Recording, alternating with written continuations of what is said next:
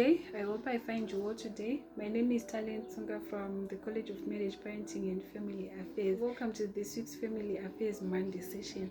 So today I'm going to be talking about managing family relationships during COVID-19. So we are currently under lockdown, and this means that we're spending more time at home with our families. And for those who are working from home, it may mean that you're balancing supervision of children, they are learning, family time, and work commitments as well. So these are challenging times, and almost everything about our daily lives now looks different. And I'm going to be sharing tips for effective parenting during the pandemic, just to make sure that we are okay and our children are okay. So we need to talk about COVID-19 in our homes. We should be willing to talk about it. Our children probably have heard things about COVID-19, and it is your responsibility as a parent to make sure that what they know is true. So we have a lot of conspiracy theories going around, and it is our duty to ensure that what they know is actually what is true. And silence and secrets will not protect our children. So we may think that shielding them from knowing what's happening outside is a good thing for them, or it is not. We should make sure that they know what is going on. That way they can then take the precautionary measures that they're supposed to take. And we should listen to their questions and answer as clearly as possible. So because they are hearing things from different sources, they're going to have questions of their own. And when they bring these questions to you as a parent, you should be in a position where you are able to answer as honestly and as clearly as possible. And your explanation will obviously depend on how old they are. And children may be scared or confused, because if they hear that somebody died because of COVID-19, it's bound to trigger reactions from them. So you should give them space to share how they are feeling, and you should assure them. And you need to constantly check on their emotional well-being and remind them that you are there for them. So there is a war environment outside of your home, and they are affected by it because now they are not going to school. Now they are spending more time than they used to inside. So you should check on their emotional wellness, and you are supposed to remind them that you are there for them no matter what happens. You are also supposed to spend quality time with them. Set aside time to spend with your children, and allow them to tell you what they would like to do with you. So when you decide to set aside time for them, you are not supposed to dictate what to do, but allow them to tell you what they want to do. That way they enjoy whatever it is that you end up doing. And in as much as you have work, you should remember that they also need your attention. So because we are working from home, we are crossing the line where it's more like we are living at work instead of working from home. Even though it is like that, you're still supposed to set aside time that you spend with your children. You can do this with each child different times, or all of them at one go.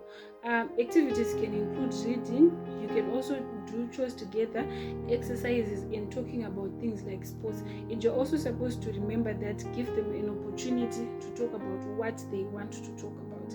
So you should also keep it positive, keep the environment positive. Children are much more likely to do what we ask if we give them positive instructions and praise. So they do something that is good, you praise them for it. If they have questions, you're asking them with a positive attitude. You are going to create an environment which is good for them. So you should say the behavior you want to see. Instead of saying don't make a mess, try saying please put your clothes away. That way they have clear instructions, they know what they're supposed to do. And shouting will make you and them more stressed. Try to keep calm as much as possible. So this is the situation that you are in is very tense. Our emotions are all over the place. As parents, maybe our jobs are not going as we would want them to. We have financial issues, so we are stressed. And if we end up shouting, it will not make the environment better for anyone involved. So you need to try as much as you can to stay calm. And you should have realistic expectations. You can't expect children to be quiet and settled all day. So you may have children who are below the age of 10. They are hyperactive, so you can't keep asking them or shouting at them because you want them to sit still and be quiet all day, which is not possible. So that is why it's important for us to create spaces where we spend time with them and work, so that we strike a balance. And you should help them stay connected.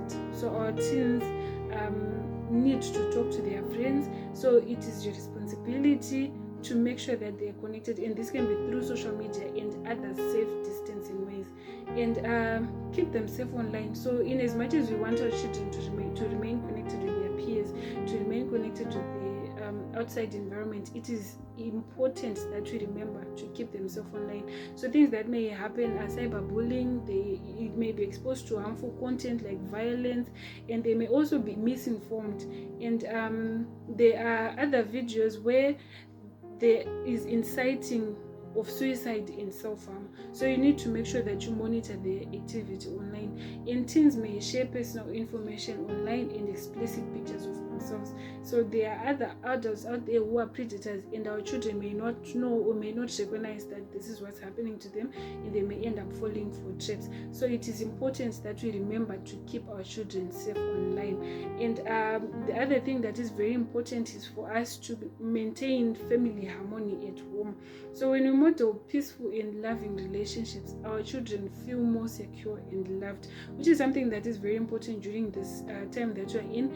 And positive language, active listening, and empathy will help your family. So we said our children are bound to bring questions. So when you're listening, at least show them that you're paying attention to what is going on in that moment. Do not try to avoid texting and talking to them at the same time. They will notice that you're not paying attention, and your relationship may be affected.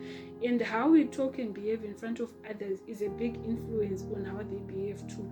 So we cannot expect to be shouting at each other as husband and wife or as sisters and expect our children to not follow that same route.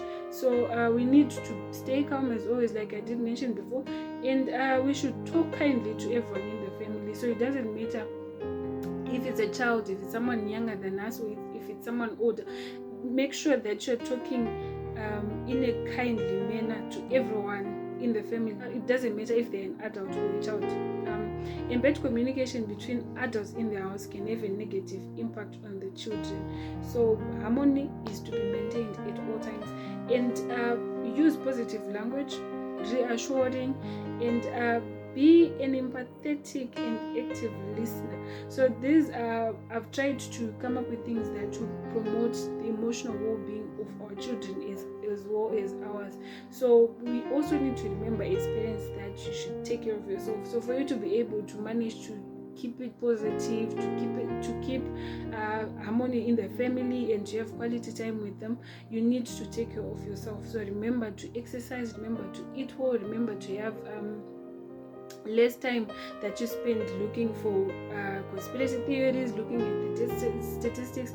Try to make sure that you take care of yourself so that everyone else can benefit from your wellness. That is all I have for you today, and I'd just like to take this moment to inform you that as College of Marriage, we are offering free grief support services.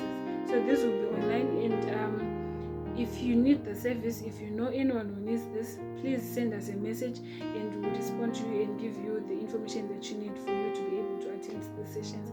That is all I have for you today. Thank